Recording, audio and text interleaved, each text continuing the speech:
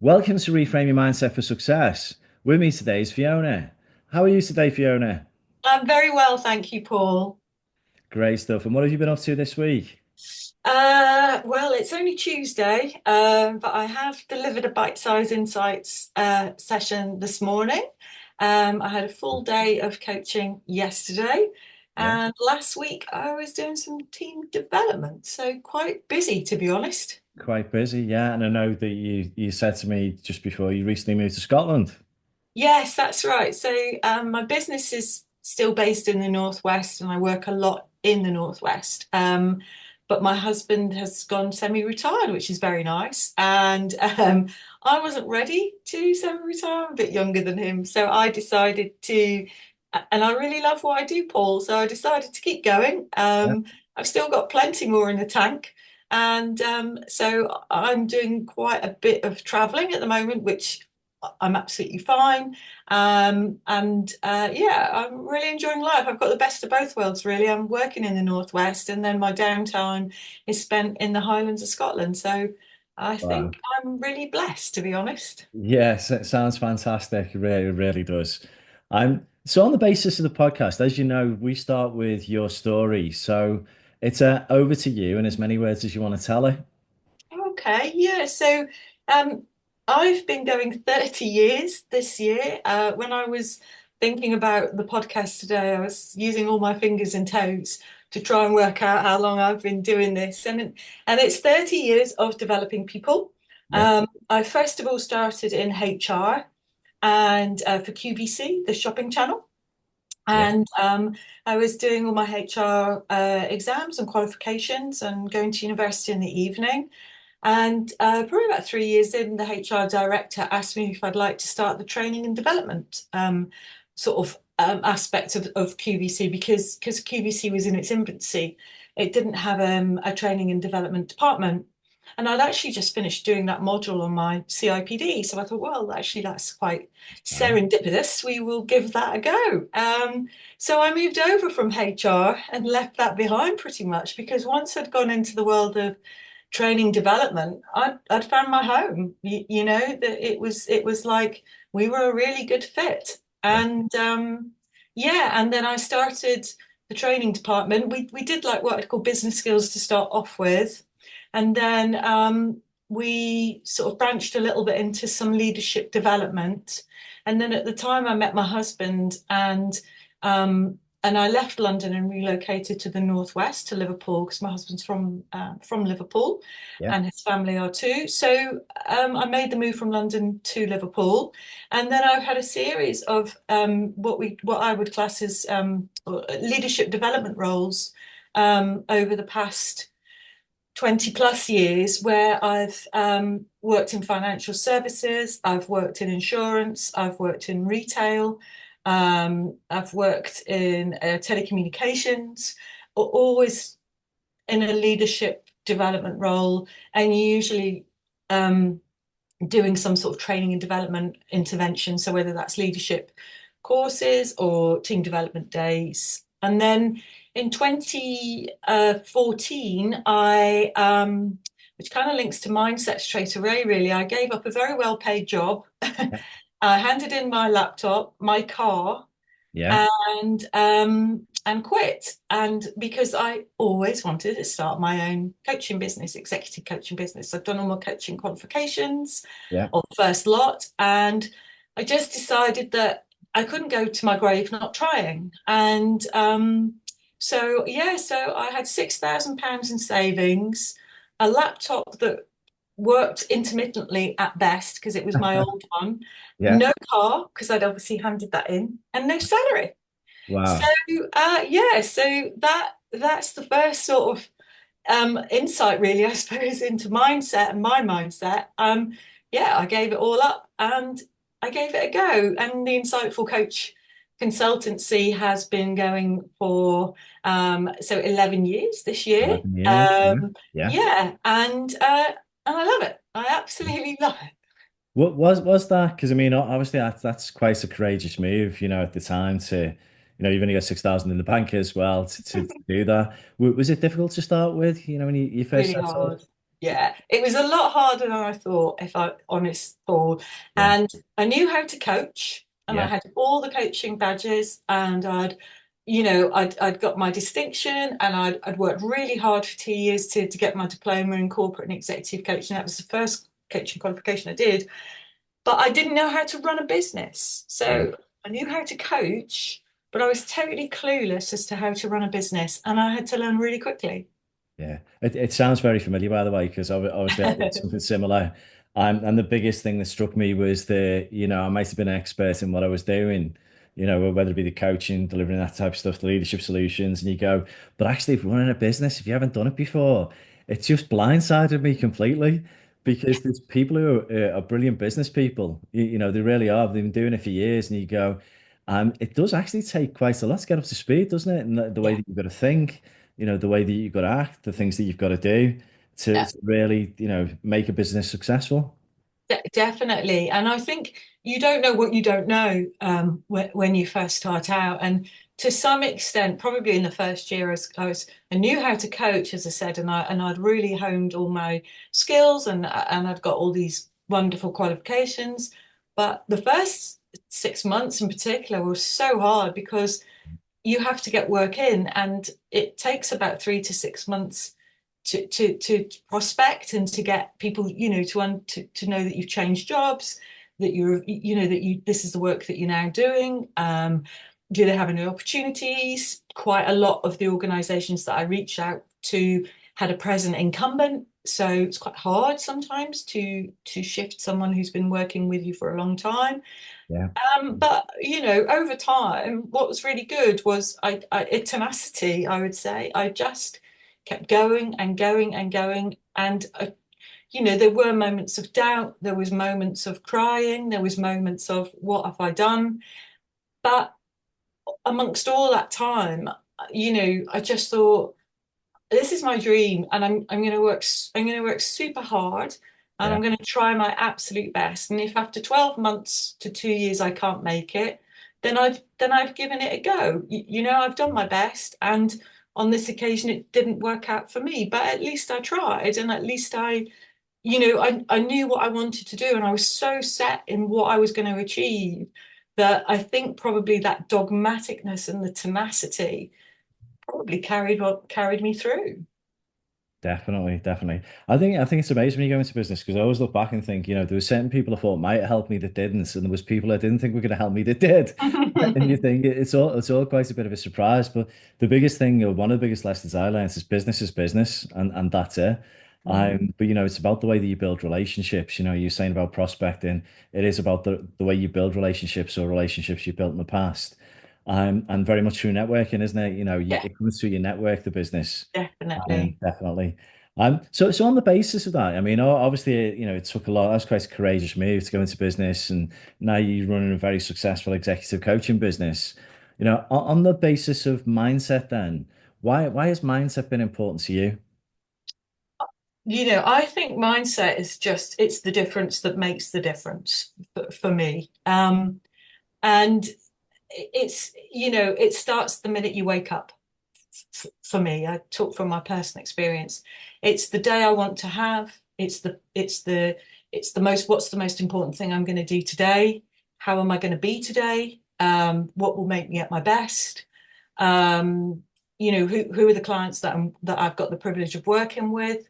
Going through the notes, prepping, you know, and having a positive mindset and a growth mindset. I know I've listened to some other speakers on your podcast, and a few of them have referenced the work of Dr. Carol Dweck and her book Mindset.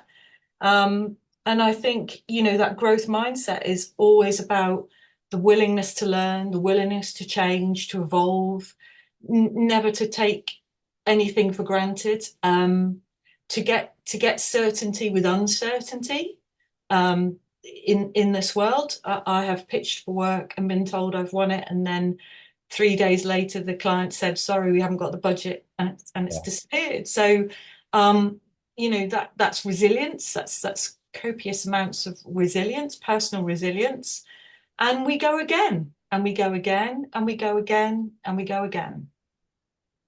And it is, isn't it? Because I look at it, those that work in the corporate world compared to work in the business world, there's a side to it all where you go, you do need to have a lot of resilience because those things, like you just said, you think you've got a piece of work, you can start planning for it, and then it could be pushed back, it could be pulled because, things change. And we know there's so much uncertainty and change in the world anyway. But it is that you have got to sort of in some respects. I always remember going back to when I first started in sales when I was younger, and we were selling at the time. It was the old prospecting where you had to be able to take a knockback. You had to Mm. be quite thick-skinned in a way. And I look back to that, and you go, now I'm in business. It's like, oh, I need that thick skin again. It's the same type of thing, isn't it? The mindset to be able to obviously be positive, as you just said, but also that inner resilience to deal with setbacks too. Yeah, and rejection. I kind of I'm always up for a bit of what I call rejection therapy. So putting myself in positions where I might get rejected, because Yeah, then you get a kind of thick skin around it. But sometimes people don't reject you. That's what's interesting when you experiment with it. And it can be really difficult, and that's why the frame of reference and the frame of mind that you have is so important. And you go to bed at night and tomorrow is a new day and it's a fresh start, it's a blank piece of paper. And quite a lot of it, Paul, isn't personal. yeah, not at all. Yeah, The budget has changed. Sometimes I work and a new CEO comes in, and you are hired as the coach by the old CEO, and so they don't always want the incumbent, which is completely understandable. yeah, So you just got to roll with the punches, and sometimes you make it up as you go along. Sometimes you rock up to a client's office and you think, right, well, I'm going to do my very best. And as I always sort of say to myself, pretty much every night, did I do my best today? yeah. And as long as I can answer that question, then it's been a good day. Great stuff. That's really good advice. I like that. And so if you were to describe your mindset, I know you used a few different words, growth mindset, positive mindset. How would you describe your mindset? Well, I'd probably go back to give you an insight into my into my mindset. When I first started out, my dad gave me a book, and my dad used to have his own business as well.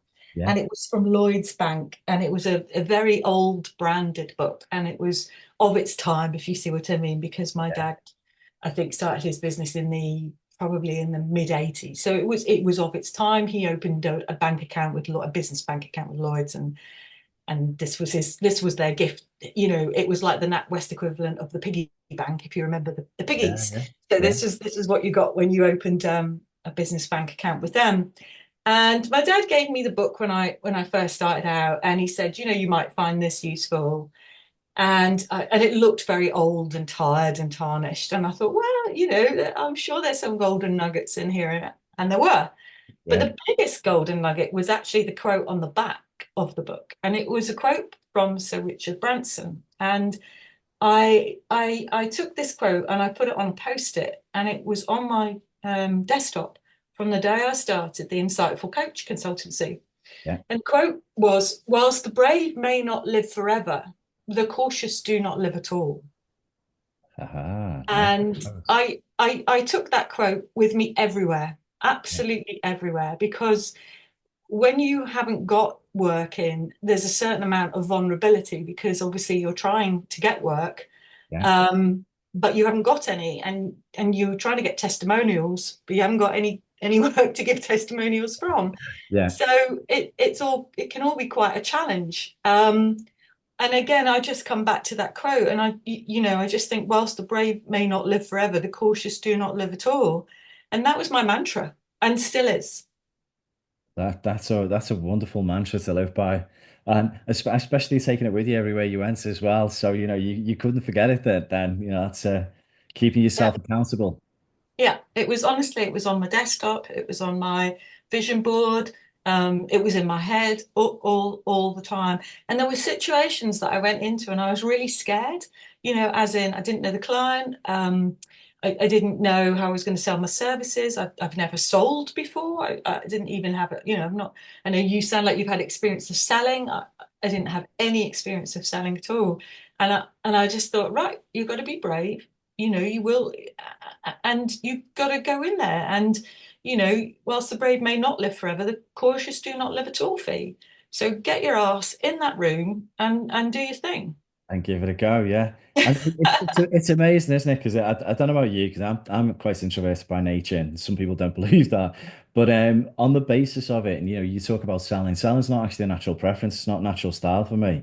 But my viewpoint is that with every client or every new client, I still get nervous. Even when I'm Mm. facilitating, for doing something for the first time, if I've got to present in front of people, I still get nervous. It's always there. There's always that because you want to do a good job. But It's like that inner dialogue, isn't it? That says, I want to do a good job. And I think we all kind of suffer that a little bit, but it's not something you suffer in. It's something that is natural. It's what most of us go through, isn't it? absolutely, and also I think nervousness teamed with some excitement is how I position it for me. Yeah. Um, I'm not a natural seller. I wouldn't describe. I also describe myself as more introverted than extroverted, and I've done psychometrics that concur with that. And the way I looked at it is it's a reframe. You have to reframe the situation before you go in. So the way that I used to reframe it was look at it as having a chat, a cup of tea, if it's offered, and with someone who may or may not be interested in what you do. Yeah. And so when you reframe it like that, it has a whole different connotation because it's more relaxed, you're more relaxed. And it's like, I'll take a few deep breaths because that changes the space in the mind. I'll take a few deep breaths. I'll go in. I'll be, my usual self, my authentic self. Yeah. And what's meant for you won't go past you. And if they like you and there's a synergy and you do what they want and they can afford, they want to buy what you have, then we can possibly have a partnership together. Yeah, yeah. And on the other side of that, as you said, with a growth mindset, even if you don't get the business, you learn something from it, don't you? From the experience. I always think I'll take something away. I will learn something, even if it doesn't go the direction that I want it to. Without a doubt, without a doubt, and that's part of reflection, which is huge. To reflect on an experience, whether positive or negative, means that I made a lot of mistakes in the beginning, and rookie mistakes. And I remember thinking, right, next time I'm in that situation, what's the one thing I would do differently? Because there's a fine line between reflecting on your mistakes and then beating yourself up on a continual basis. So I didn't go down the I'm going to continue to beat myself up for the next 3 weeks because I didn't win the work. But I am going to reflect and I'm going to go for a walk. I always went for a walk or a swim, and it's not personal. And then I'd phone the client and ask them for some feedback, and they were 9 times out of 10 they were always really obliging. And the piece I always got 9 times out of 10 was you're a really close second. And that's it, isn't it? That's it. On the basis of being in business for so long, Fee, how did you find the pandemic? Because that's something that, obviously none of us could see coming.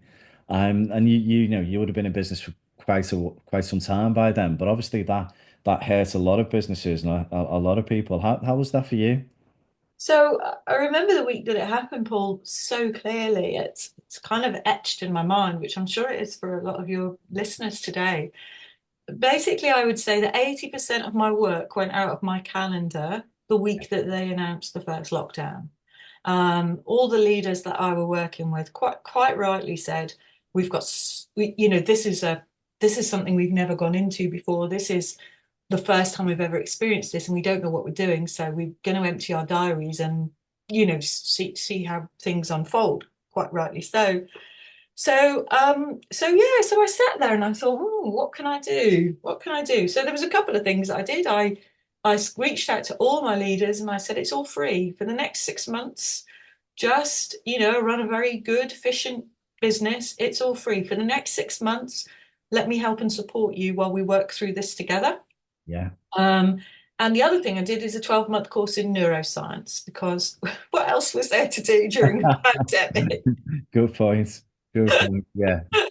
So it We massively had plenty impacted. of time, didn't we? So it'd be, Yeah, yeah, yeah, absolutely. And it massively impacted me. And I'm sure it was the same for you and yeah, other small businesses. But again, it's that resilience, isn't it? It's the bounce back ability. It's the okay, and it's all out of our control. You know, a lot of things that happen in life yeah, we have no control over, but what we can control, and again, this comes back to mindset, yeah, is how we respond.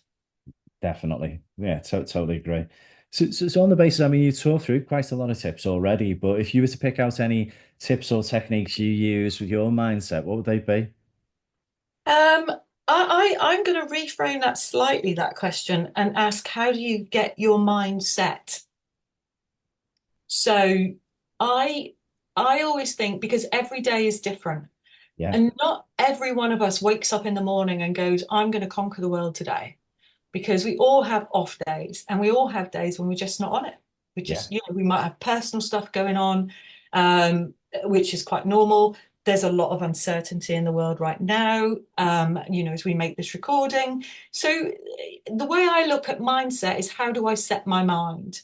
And what I'd say to your listeners is I have a ritual, and a ritual is a habit with a purpose. That's how I describe it. So a ritual is a habit with a purpose. So in the morning, my ritual is I always make myself a cup of tea. I don't go to the phone. I make myself a really nice cup of tea, sit and have my tea, and I think about my day. And I think about the people I'm going to spend my time with. I think about the question I always ask myself is what's the most important thing I have to do today?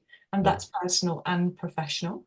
And then I usually do some exercise or stretching, depending on time, because I might have 5 minutes or I might have half an hour, all depends. yeah, Then I go and get a shower, and I love a cold shower. I swim in the lochs here in Scotland, so I have a warmish one, and then 3 minutes of cold, which that girds the loins if you want your because obviously it's good for the brain. It gets the adrenaline going and all your nervous system going as well. And that's why you have so much euphoria when you after you've wild swim. You have a good you should feel quite uplifted afterwards.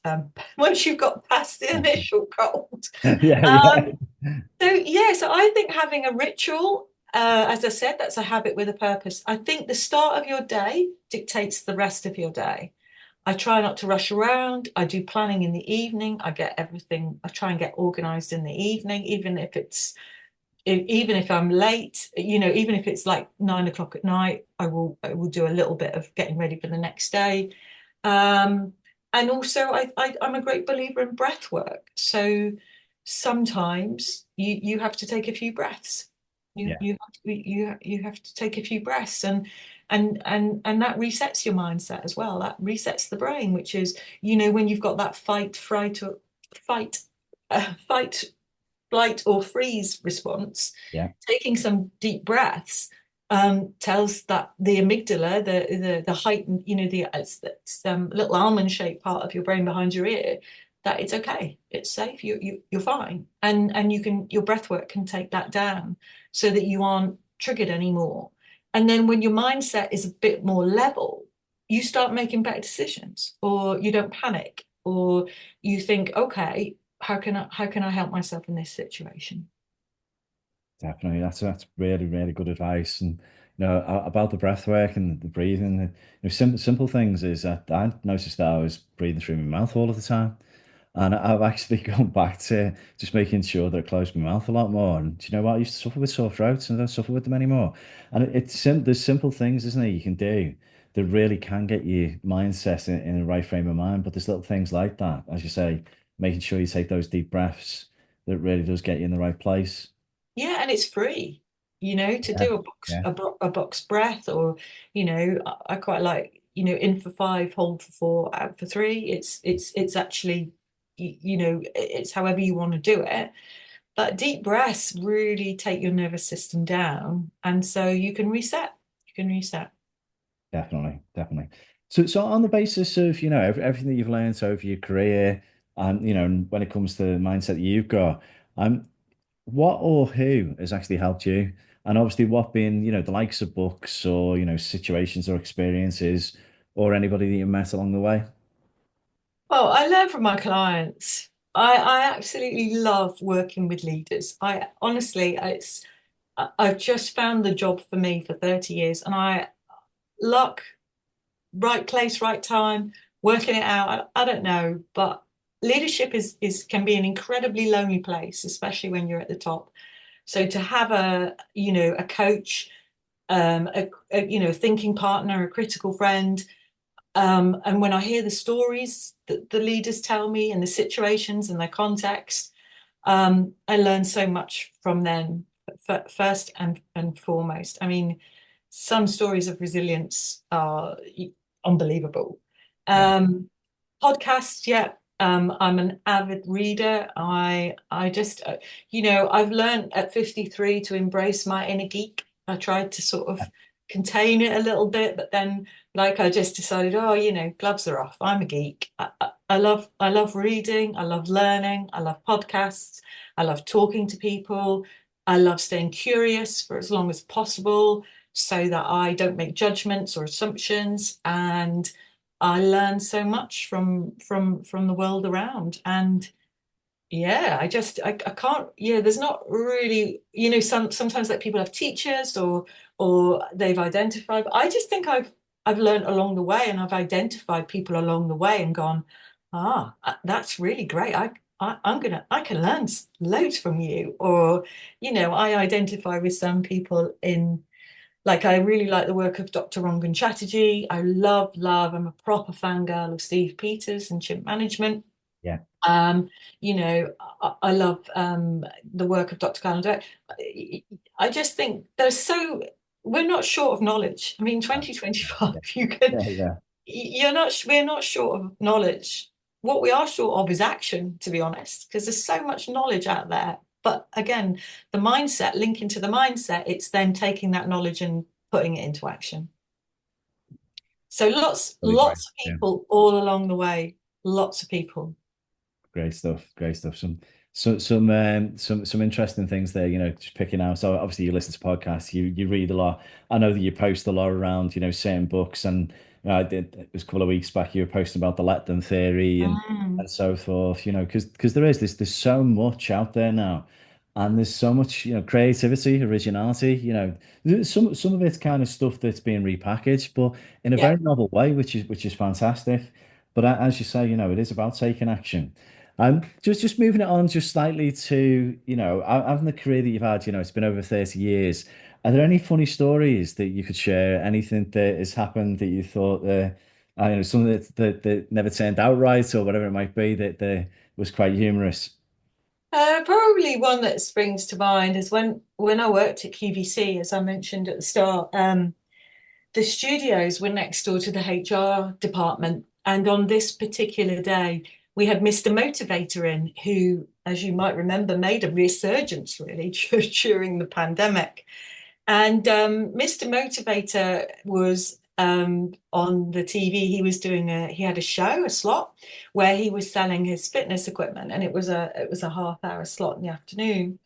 And it must have been about 2 o'clock or after lunch. And he came into the HR department because, as I said, we were next door. And QVC was in its infancy, so it was really humble beginnings. And he walked into HR and he said, "Has anybody got their gym kit with them today?" And I was thinking, oh God, I have got my gym kit with me. So I put my hand up and I said, yes, I have my gym kit. Because I thought maybe he wants to, I don't know, borrow something. I don't know. And he said, what's your name? And I said, it's Fiona. And he said, right, Fiona. He said, my fitness model hasn't turned up. So you're on the telly with me in 20 minutes. Yeah. So can No you way. go and don your leotard and leggings? Because that's exactly what I had in my bag at the time, and be at be in the studio for 3 o'clock. So I remember looking around thinking, oh my God, I'm gonna have to go to telly.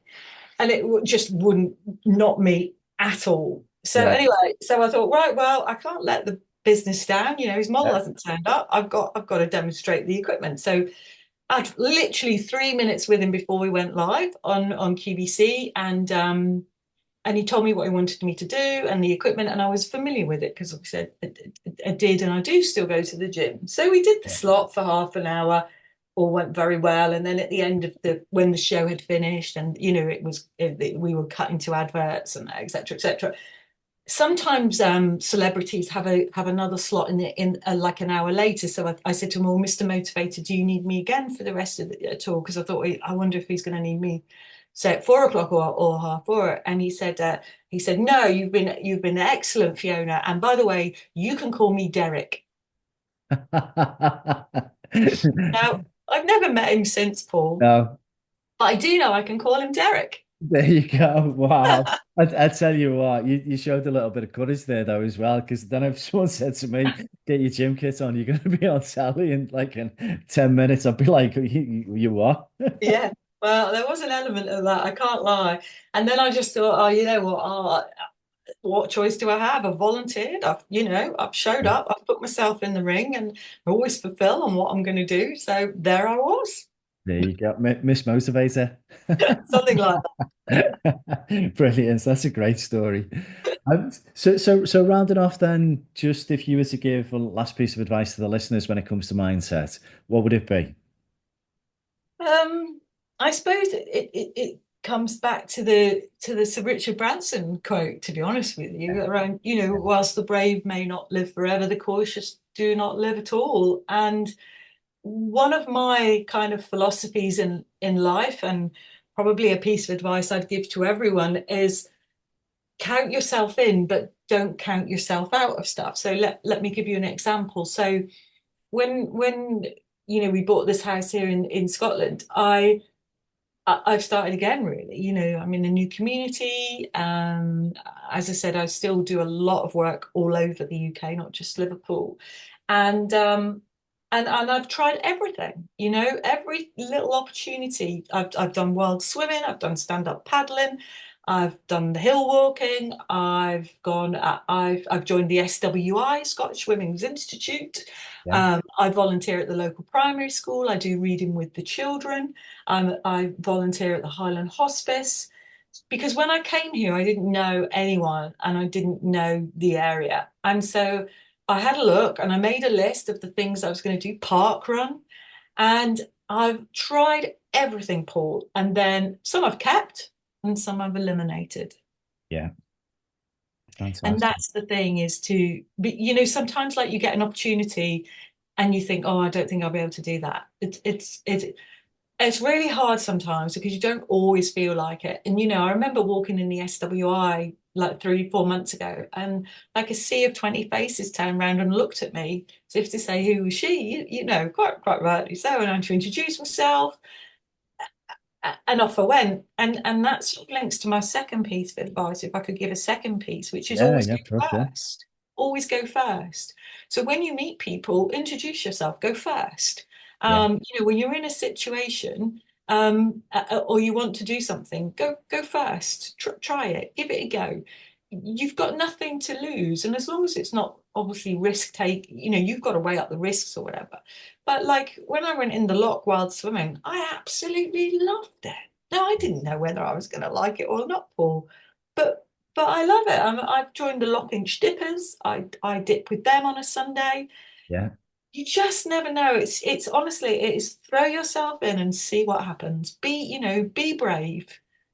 Whilst you might not live forever, be brave and give things a go, because I don't have a regret list. I don't regret anything because I just think you learn from everything you do. Nothing to regret here. great advice, great advice. And it reminds me of the theme of Yes Man. You've seen the great Oh film. yeah, Yeah, yeah. Jim Carrey, but that's and the go first. It's funny, isn't it? Because obviously doing what we've done over the years, you do at times ask people to volunteer, and I always think surely it's always better to go first to get it out of the way because that's been part of my mantra. But not everybody does. You get those pauses, you get that, and people wait, and that's really good advice, and it's a good way of thinking about it too. Especially to make friends. As I said, Yeah, we don't know anybody here. My husband and I, we've moved here, we don't know anyone. And you got to go first because it's not like you're in the school playground where everybody's your friend because you're all in the same boat. You just not. And going first means it's some vulnerability. it's difficult, it's hard sometimes, I'm a bit nervous doing it. I'm always nervous doing it. But after a while, it becomes a little bit easier. Yeah, really interesting. That's good advice, for people who to go to events or conferences or, they're doing something new for the first time. As you say, oh, they've moved like yourself. So really good advice. Well, thank you very much for coming on the podcast. I've really enjoyed it. You've given us some great insights and some great tips, tools, and techniques into mindset as well. So thank you very much. My pleasure. Thanks, Paul.